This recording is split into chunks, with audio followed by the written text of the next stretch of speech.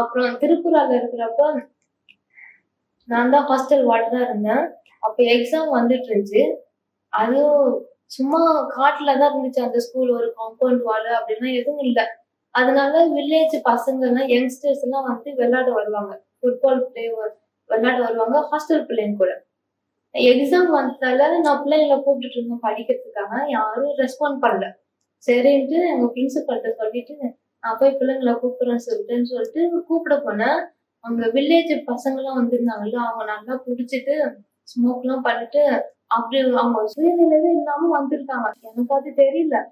அது மாரி ஒரு அரகன்ட்டா அப்படி வந்திருக்காங்க விளையாடுறதுக்காக. சரி நான் போய் எங்க பிள்ளைங்கள பசங்கள கூப்பிட்டு போனேன் படிக்கிறதுக்காகன்னு சொல்லிட்டு, அவங்களுக்கு அது பிடிக்கல. பிடிக்காம இருந்தது. நான் போனேன், என்னையே அடிக்க வந்துட்டாங்க.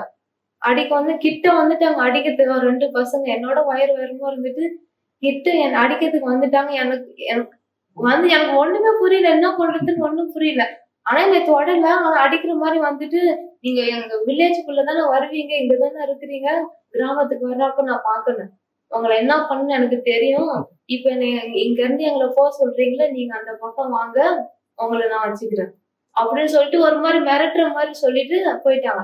எனக்கு அவங்க சொல்றப்ப நான் சொன்னேன், "கடவுள் எல்லாத்தையும் பார்த்துட்டு இருக்காரு. அவரு பார்த்துட்டு இருப்பாரு. நான் நான் என்ன பண்றேன்னு அவருக்கு தெரியும். கடவுள் எல்லாத்தையும் பார்த்துட்டு இருப்பாரு. அதுக்காக பதில் உனக்கு கிடைக்கும்." அது மட்டும் தான் நான் சொன்னேன். அவங்களுக்கு இங்கிலீஷ் தெரியும். அவங்க படிச்ச பிள்ளைங்களா இருந்தாலும் இங்கிலீஷ் தெரிஞ்சுது. அதனால இங்கிலீஷ்ல தான் பேசிட்டு இருந்தேன். அது மட்டும் சொல்லிட்டு நான் வந்துட்டேன். அதுக்கப்புறம் வந்து எங்க சிஸ்டர் கிட்ட சொன்னேன், "சிஸ்டர் இந்த மாரி நடந்துச்சு." எனக்கு கொஞ்சம் பயமாவும் இருந்துச்சு. ஏன்னாக்கா அங்க ஃபுல்லா காடு தான். அங்க சில நேரத்துல தனியா கூட போகணும். பிரேயர் முடிச்சுட்டு நைட் எல்லாம் வர்றப்ப 2 பேரும் சிஸ்டருங்க தான் வர முடியும். வந்தாலும் என்ன பண்ண முடியும்?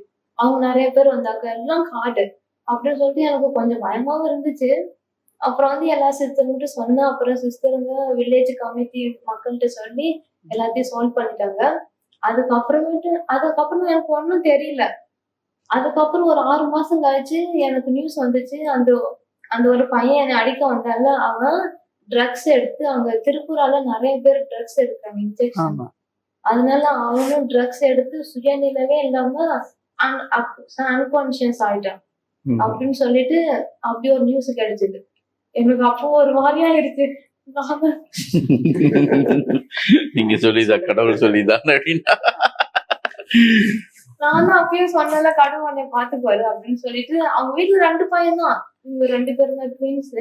ஆனா அவங்க அப்பாவும் ரொம்ப கஷ்டப்பட்டாங்க. அப்ப நான் அப்படி சொன்னேன். ஆனா இப்படி கேட்கும் போது எனக்கே வருத்தமா இருந்துச்சு. சிஸ்டர், இப்ப நீங்க இப்ப 52 வருஷம் சிஸ்டர் நிறைய ஒர்க் பண்ணிருக்கீங்க. மறக்கவே முடியாது எனக்கு அப்படிங்கிற ஒரு அனுபவம் மிஷன் ஃபீல்ட்லயா பர்சனல் லைஃப்லயா எதுனாலும் சரி சார், என்னாலும் மறக்க முடியாது இந்த அனுபவத்தை அப்படின்ட்டு. மறக்க முடியாத அனுபவம் என்கிட்ட ஒரு நேரம் ரிட்ரீட்ல தான் பாட்னாவில் ரிட்ரீட் பண்ணிட்டு இருக்கும்போது அது சொன்னா கோ டீப் அந்த ரிட்ரீட்ல நான் பார்த்தேன். வந்து ஒரு பெரிய குகை மாதிரி இருந்தது. குகைக்குள்ள போறீங்க? அந்த குகைக்குள்ள போனாங்க ஏசு உட்கார்ந்துருக்க மாதிரி இருந்துச்சு உள்ள குகைக்குள்ள.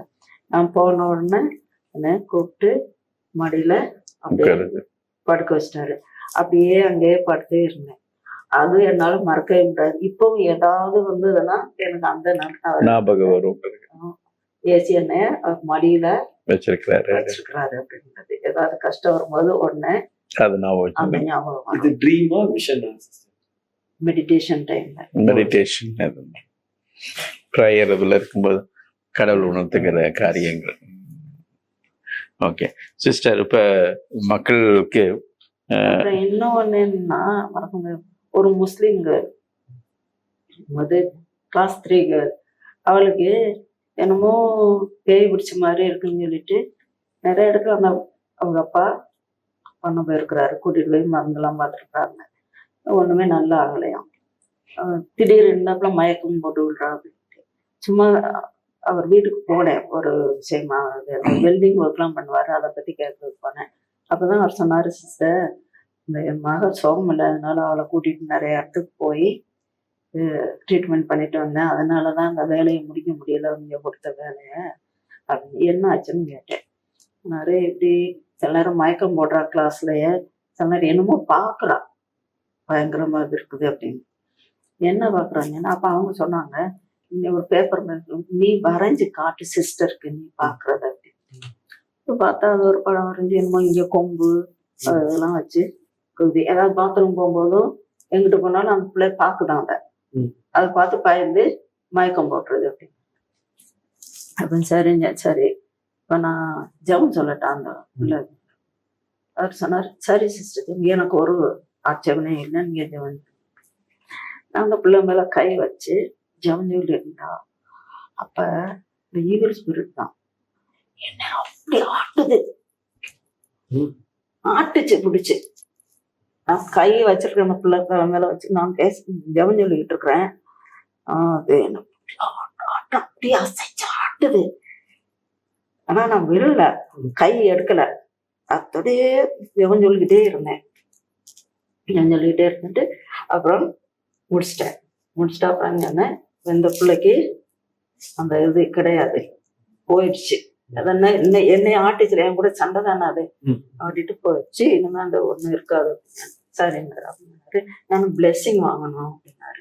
சரிப்பா பிளெஸ்ஸிங் வாங்குங்க அப்படின்னு. அந்த பிளெஸ்ஸிங் யாரு நினைக்கிறதுன்னா பிஷப் தான் பிளெஸ்ஸிங் பண்ண முடியும். பிஷப் நான் பார்க்கவே இல்லை.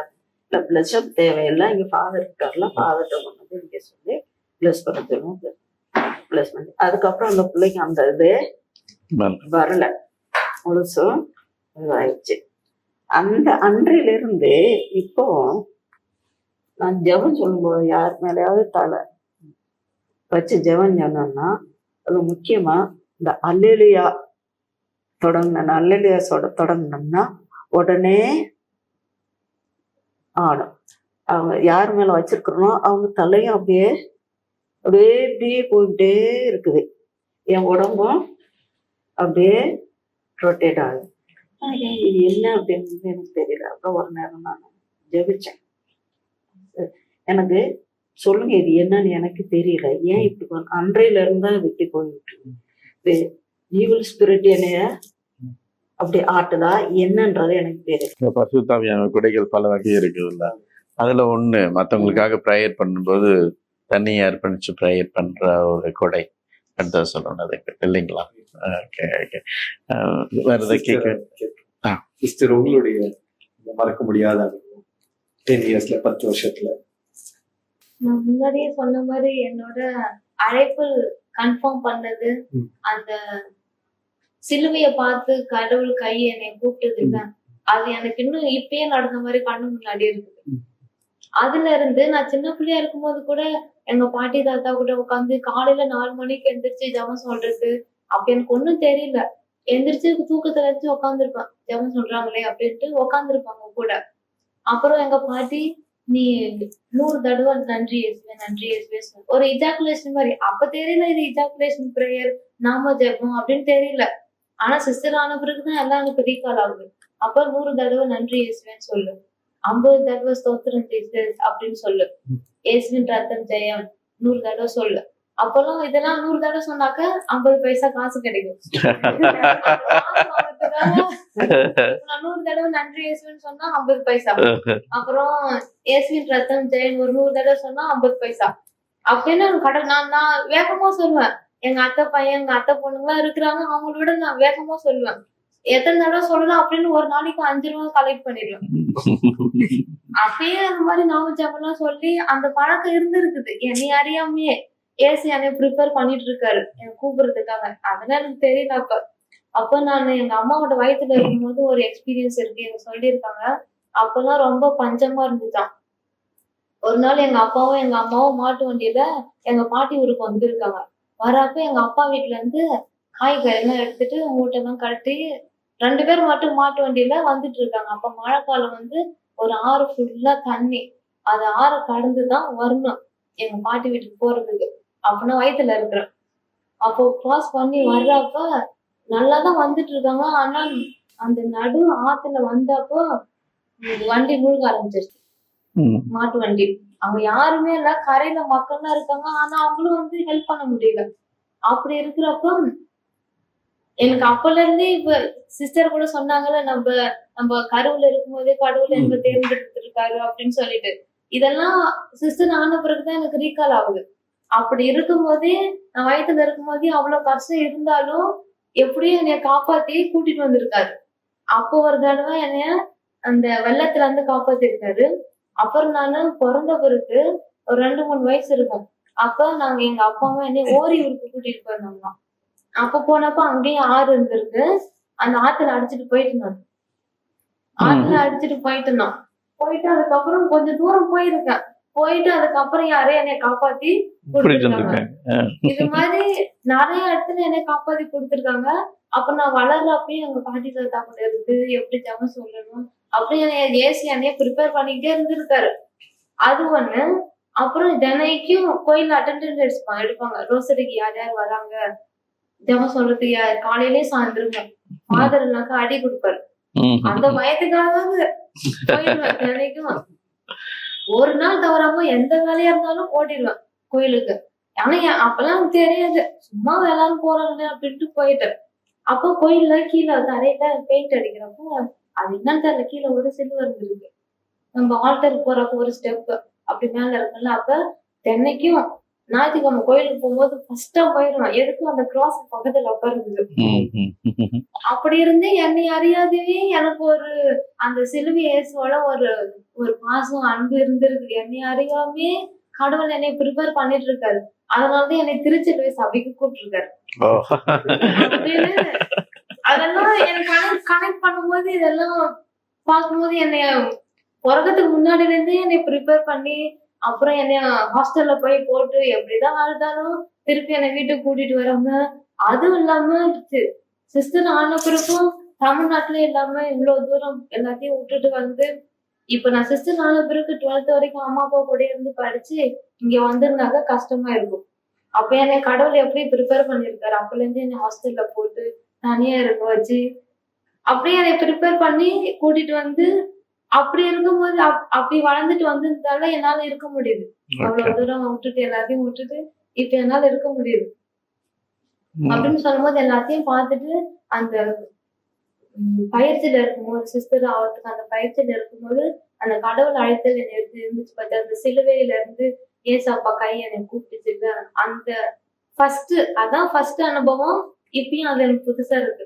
அது என்னை தினைக்கும் விலப்படுத்துது எந்த கஷ்டம் வந்தாலும். ஒரு சின்ன விஷயம் நீங்க சொல்றத வச்சு கேட்கிறேன். நீங்க இப்போ 10 வருஷம் ஆயிருக்கு. சிஸ்டர் கிட்ட பேசும்போது சொன்னாங்க ஒரு வைல்டு ட்ரீம், அதாவது கடுமையான ஒரு கனவு அப்படின்னு சொல்லி.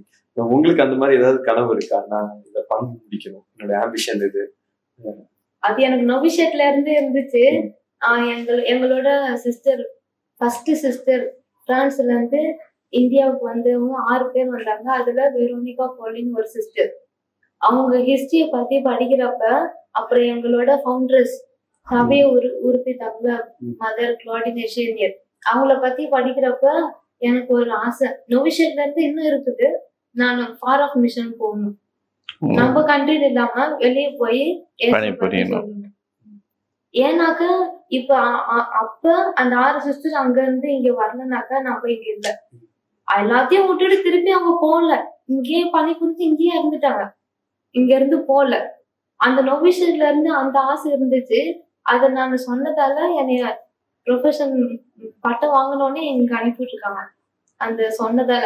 ஆனா இருந்தாலும் எனக்கு இன்னும் அந்த ஆசை இருக்கு, வெளிநாட்டுல போய் பண்ணி செய்யணும், கடவுளை பத்தி சொல்லணும்னு சொல்லிட்டு சந்தோஷம். ஒரு ஆசை அந்த சிஸ்டர் வெரோனிகா போலின் அந்த சிஸ்டரை பத்தி படிச்சு அவங்க அனுபவத்தை படிச்சதால எனக்கு இன்னும் அந்த ஆசை இருக்கு.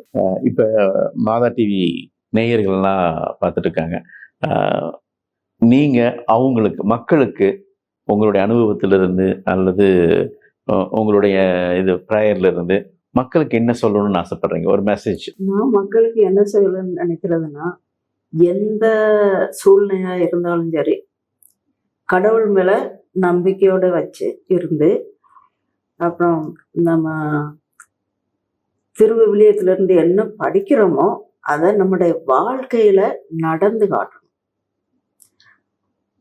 நம்ம படிக்கிறபடி கேட்கிறபடி நடந்து காட்டினா கடவுள் நம்மளை ஆசீர்வதிக்கிட்டே இருப்பாரு. நம்ம கூட யாரெல்லாம் இருக்கிறாங்களோ கான்டாக்ட்ல வர்றாங்களோ அவங்களையும் கட்டாயம் ஆசீர்வதிக்கிட்டே இருக்கிறார். ரொம்ப சந்தோஷம் சார். அழகான ஒரு மெசேஜ். கடவுளுடைய வார்த்தையை படிக்கணும், அந்த படி நடக்கிற பொழுது மிகப்பெரிய ஒரு ஆசீர்வாதம் கிடைக்கும் சொல்லிட்டு. Thank you sister. நீங்கள் 10 இயர்ஸ் ஆச்சு சிஸ்டர். மக்களுக்கு நீங்க என்ன மெசேஜ் கொடுக்கணும்னு ஆசைப்படுறீங்க? இப்போ நான் சிஸ்டர் ஆகி 10 வருஷம் ஆகுது. இப்போ நான் உங்களுக்கு என்ன சொல்ல விரும்புறேன்னா, என் அனுபவத்துல இருந்து எந்த மதமா இருந்தாலும் பரவாயில்ல, நம்ம கடவுளுடைய விசுவாசம் வச்சு நம்மளுக்கு என்ன நடக்கணும்னு தெரியுதோ, நம்ம என்ன செய்ய போனாலும் கடவுளை என் கூட வாங்க, அந்த ஒரு வார்த்தை இருந்தா போதும். நம்மளுக்கு என்ன செய்யறா இருந்தாலும், அது எவ்வளவு பெரிய காரியமா இருந்தாலும் பரவாயில்ல, நம்மளுக்கு கடவுள் செஞ்சு கொடுப்பாரு. நம்ம கூடயே இருந்து அது எந்த பிரச்சனை வந்தாலும் அது நம்மளுக்கு நல்லபடியா நடந்து முடிஞ்சிடும். பிரதர், நீங்க ஏதாவது ஒரு வார்த்தைகள்? இந்த 2 பேர்த்துடைய டெஸ்டிமனி, அவங்களுடைய வாழ்க்கை அனுபவத்தை கேட்கும்போது உண்மையா எனக்கு ரொம்ப பாதிக்கிறாங்க. நம்ம வந்து கோயம்புத்தூர்ல சிட்டிக்குள்ள, அப்புறம் தமிழ்நாடு முழுசும், பக்கத்துல இருக்க கேரளா, ஒரு பக்கம் பாம்பே, அதனால போறோம். ஆனா இதுதான் உண்மையான பணி அப்படின்னு தோணும். இவ்வளவு நாள் செஞ்ச பணியெல்லாம் நிஜமான பணியா பொய்யான பணியான்னு யோசிக்க வச்சிருச்சு. ஏன்னா அவங்களுடைய அந்த அழைப்பு அருமையான ஒரு அழைப்பு. அப்புறம் அந்த அழைப்பை தாண்டி எத்தனை சூழ்நிலைகள், எத்தனை இடங்கள், பணியிடங்கள் மாற்றம், எவ்வளவு எதிர்ப்புகள், இதுக்கு நடுவுல கடவுளுக்காக இவ்வளவு உறுதியா நின்றுருக்காங்க அப்படின்னு சொல்லும் போது நம்ம செய்கிற பணிகளை இன்னும் நல்லா செய்யணும்னு உண்மையாகவே ஒரு உற்சாகமா இருக்கு. நிச்சயமாவே இதை நான் யாரை பார்த்தாலும் கட்டாயம் இதை சொல்லுவேன். மக்கள்கிட்ட நான் ஏதாவது கேட்டுக்கணும் அப்படின்னு சொன்னா ஒரே ஒரு விஷயத்த மட்டும் கேட்டுக்குவேன். என்னன்னா, தேவை இருக்கிற இடத்துல பணி செய்வதற்கு பிள்ளைகளை அனுப்பி வச்சா நலமாயிருக்கு அப்படிங்கிறது எப்பயுமே எல்லா ஃபாதர்ஸ் சிஸ்டர்ஸ் அதான் கேட்குறாங்க. பிரதர் தான் கேட்டிருக்காரு. இது வந்து நான் வந்து மக்களுக்கு மட்டும் இல்ல, எனக்கும் நான் சொல்லிக்கிறேன். எனக்கும் 3 பிள்ளைங்க இருக்காங்க. என் பிள்ளைங்களுக்கும் இதுதான் சொல்றேன். I am ready to sent, please go. கடவுளுடைய அழைப்பு இருந்தா கண்டிப்பா நடக்கும். அதுதான் நம்ம கத்துக்கொண்ட சிஸ்டர்ஸ் 2 பேர்த்துடைய வாழ்க்கையில இருந்து சொன்னா, கடவுளுடைய அழைப்பு இருந்துச்சுன்னா கண்டிப்பா அவங்க அழைக்கப்பட்டுருவாங்க அப்படிங்கிற ஒரு இது. அதே போல கடவுளுடைய அழைப்பை வந்து டைரக்டா வந்து கடவுள் கூப்பிடல, யாராவது ஒரு மூலமாக ஒரு சிறிய நிகழ்ச்சியாக ஏதோ ஒரு விதத்துல கடவுள் வெளிப்படுத்துறா, அதை நம்ம புரிஞ்சுட்டோம்னா போதும், கடவுளுடைய அழைப்பு எனக்கு இருக்குது அப்படின்னு சொல்லிட்டு அவருடைய பணி செய்வதற்கு இருக்கலாம். அதே போல எல்லாருமே ஃபாதர் சிஸ்டர்ஸ் ஆய்தான் பண்ணணும்னு கிடையாது. சாதாரண மக்களாகவும் குடும்பத்தில் இருந்தும் கூட எத்தனையோ மக்கள் செஞ்சுட்டு இருக்கிறாங்க. அது போல கூட கடவுளுக்கு பணி செய்யலாம் அப்படிங்கிற ஒரு நம்பிக்கை கண்டிப்பா மக்களுக்கு நான் சொல்லலாம். அதே போல இந்த சிஸ்டர்ஸோட பேசிட்டு இருக்கும்போது ரொம்ப ரொம்ப எனக்கு ஸ்டன் ஆகி கேட்டது என்னன்னா, சிஸ்டரோட ட்ரீம், வைல்டு ட்ரீம் அப்படின்னு சொல்லிட்டு அழகா சொன்ன வார்த்தை. அருணாச்சல பிரதேசத்துக்கு நாம் போய் பணி செய்யணும், கடவுளை பத்தி செய்யணும் சொன்ன ட்ரீமை கடவுளும் நிறைவேற்றினார். ஆகவே உண்மையான சிஸ்டர் ரொம்ப சந்தோஷமா இருக்கு. உங்க 2 பேர்த்தோட பல அனுபவங்களை கேட்டு தெரிஞ்சுக்கிட்டோம். அதே போல உண்மையாலுமே மாதா தொலைக்காட்சி நேயர்களும் பார்த்துட்டு இருந்த அனைத்து மக்களும் ஒரு மிகப்பெரிய ஒரு மெசேஜ் அவங்களுக்கு போய் சேர்ந்திருக்கும். நீங்கள் சொன்ன ஒவ்வொரு வார்த்தைகளும் அவங்களுக்கு ஒரு உற்சாகமாக கூட இருக்கும். கண்டிப்பா உங்களுடைய பணி சிறக்க எங்களுடைய நேயர்கள் கண்டிப்பா ஜெபம் பண்ணுவாங்க. தொடர்ந்து உங்கள் பணி சிறக்க மாதா டிவி சார்பாக, எங்கள் இருவர் சார்பாக உங்களை வாழ்த்துக்கிறேன். இந்த பேட்டிக்கு வந்து எங்களுக்கு கொடுத்துருக்கீங்க, மனமார்ந்த நன்றியை தெரிவிச்சுக்கிறேன். Thank you sister. அன்புள்ளங்களே, பல இடங்களில் பல விதங்களில் பணிகளை செஞ்சுட்டு இருக்கிறாங்க நம்மளுடைய சிஸ்டர்ஸு, ஃபாதர்ஸு, மற்றவங்க எல்லாம். அவங்க அனுபவங்களை தான் நம்ம கேட்டு தெரிஞ்சு கொண்டு இருக்கிறோம். குறிப்பாக நாங்கள் இருக்கிற இடம் வந்து கவுஹாட்டியில் அசாம் மாநிலத்தில் இருக்கிற அந்த கவுஹாட்டியில் தான் இருந்து அவங்களுடைய பணிகளை எல்லாம் நாங்கள் கேட்டு தெரிஞ்சிட்ருக்கிறோம். ஏற்கனவே நாங்கள் சொல்லியிருக்கேன், ஒரு செட்டில் உட்காந்து செஞ்சுட்டு இருந்தோம். இந்த நற்செய்தி மலர்கள் அவங்க வர வச்சு பண்ணிட்டு இருந்தோம். ஆனால் இன்னைக்கு அவங்க பணி செய்கிற இடத்துக்கே வந்து அவங்கள பற்றி கேட்டு தெரிஞ்சுக்கணும் அப்படின்னு சொல்லி உங்கள் மக்களுக்கெல்லாம் அதுக்கு தெரிவிக்கணும் அப்படிங்கிறதுக்காக வந்திருக்கிறோம். பேட்டி எடுத்திருக்கிறோம், உங்களோட பகிர்ந்து கொண்டிருக்கோம். தொடர்ந்து அடுத்த வாரம் இன்னும் அதிகமாக கவுஹாட்டி, அஸ்ஸாம் மாநிலத்தில் இருக்கிற மற்ற பகுதிகளில் எப்படிலாம் பணி செஞ்சுட்டு இருக்கிறாங்க அப்படின்னு சொல்லி தொடர்ந்து பார்ப்போம். அதுவரை உங்களிடமிருந்து விடைபெறுகிறோம். நன்றி, வணக்கம்.